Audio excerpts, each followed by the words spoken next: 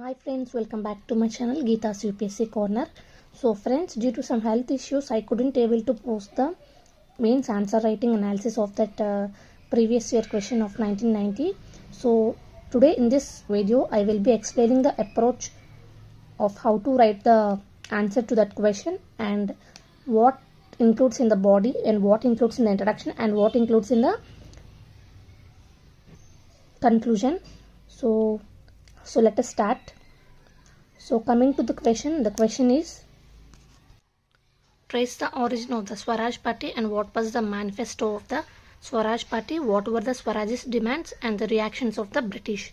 So this question we have to answer it in 250 words and it was for 35 marks. So this was the question in previous year in 1990. So let us start.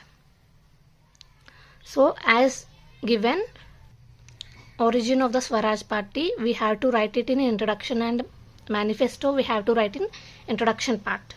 So and in the body we have to write aims and principles of the Swarajist.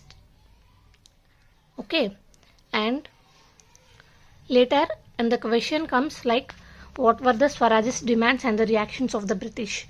So we also write what were the demands of the Swarajist, and in the conclusion we have to write the reactions of the British.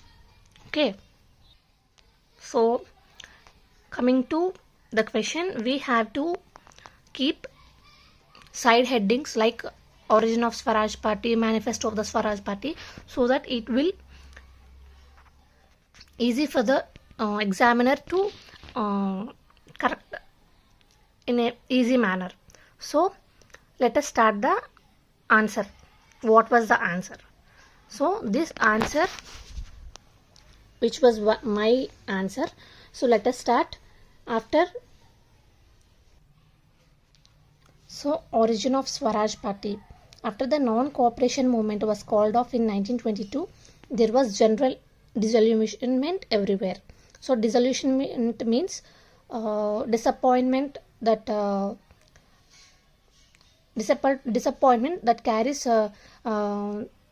good is not there is something bad is going to happen. So that is called disillusionment. So after the non-cooperation movement was called off, there was a general disillusionment in the country. So a new lead was required for the freedom movement under the circumstances. So leaders such as C.R. Das and Motilal Nehru were in favor of entering the legislative councils to be created by the Government of India Act 1919. So in the Government of India Act 1919, as legislative council had to be created, so C.R. Das and Motilal Nehru were in favor of entering this legislative councils. Okay, so as their proposal was not accepted at the Gaya session of the Indian National Congress in 1922, so they sought greater self-government and political freedom for Indian people from the British Raj. Okay, so this was the reason.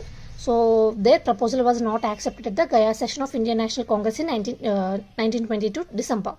So as this proposal was not accepted, they formed Congress Khilafat Swaraj Party on 1st January 1923.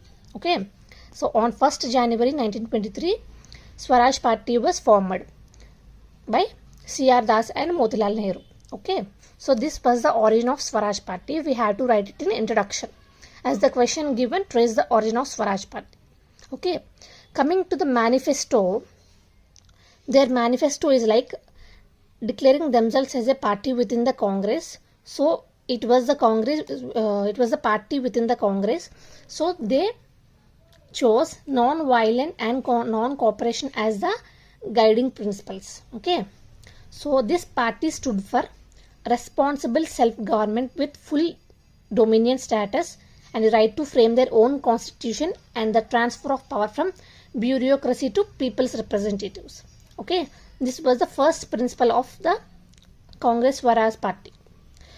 And again, they also sought for upliftment of agriculturists with harmonious relationship with landlords and the redistribution of provinces on linguistic basis. So these are the three guiding principles of Congress Swaraj Party. Okay, next, So this was the Introduction. Again we have to write aim and principles of swarajist in the body part.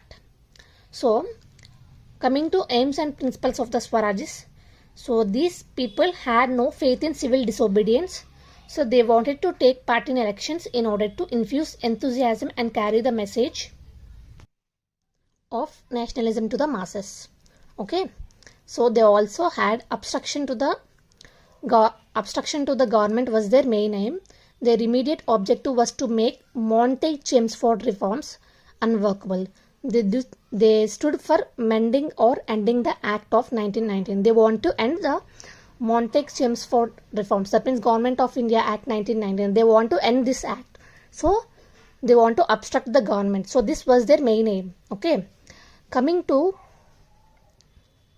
another one, they contemplated the rejection of vital legislative programs of the government as well as budget in order to bring the government machinery to a standstill. Okay, this was the destructive side of the program. And there was also constructive side of the program. They wanted to pass resolutions containing constructive proposals for the constitutional advancement necessary for the growth of healthy national life. Okay, they also want to give their wholehearted support to the constructive program of Mahatma Gandhi. So this was the body part. Okay, and also in the question they asked for what were the demands of the swarajists. So their demands, the swarajists participated in 1923 elections to the council. They won a clear majority in central provinces and dominant position in central legislative assembly. In the United Provinces, that means in today's Uttar Pradesh state and Bombay, the influence of the swarajist is great. Motilal Nehru was the leader of Swaraj party in the Legislative Assembly of India. The Swarajists wanted to expose the face of local self-government and wanted to break the system within. They refused to form a ministry in the central provinces and Bengal where they had won a majority. So they voted down every government measure in the budget session held in 1924 and even carried a vote of no confidence motion against the ministry. So this was the demands of Swarajists. So let us see the reaction of British. So this was the conclusion. The British rulers had to concede the demand for an increase in the number of Indian officers in the army and hasten the convening of roundtable conference largely due to the Swarajist pressure. However, the viceroys in central legislature and the governors in the provincial legislatures could still pass laws at their will by means of certificate procedure. So this was the main answer of this question of previous year in the year 1990. Okay, so I hope you all liked it.